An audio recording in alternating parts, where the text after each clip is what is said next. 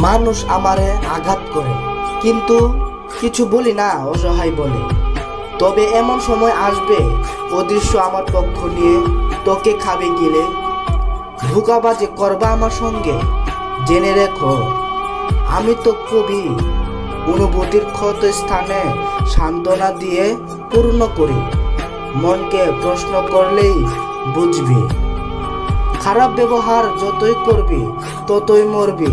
যখন আটক হবি ভাষার শব্দের রাজত্বে, আমি একটু ভয়ঙ্কর জাদুকর বটে। সাবধান, কেউ ডুব দিও না আমার সাহিত্যে। পরিস্থিতি আমায় কেন কবি বানাইলো? কোন দোষে লেখছি এত রকমের লেখা?